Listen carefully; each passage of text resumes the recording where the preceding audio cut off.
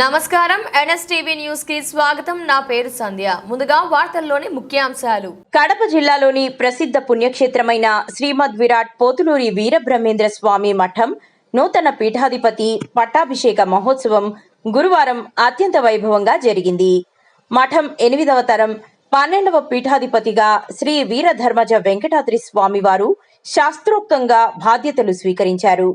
మఠం ఆలయ ప్రాంగణంలో వేకువజాము నుండే ప్రత్యేక పూజలు, హోమాలు నిర్వహించారు. వేద పండితుల మంత్రోచ్చారణలు, మంగళ వాయిద్యాల నడుమ వెంకటాద్రి స్వామివారు సింహాసనం అధిష్ఠించి పీఠాధిపతిగా పట్టాభిషేకం అందుకున్నారు.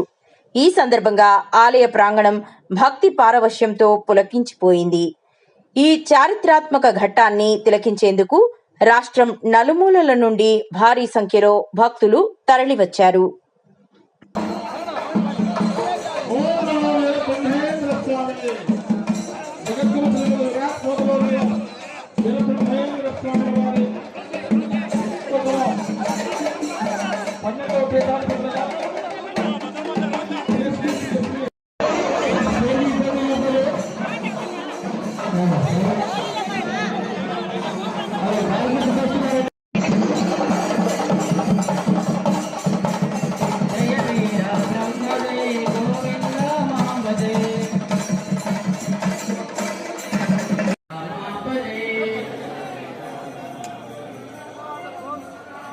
ब्रह्म जय गोविंद मां भजे।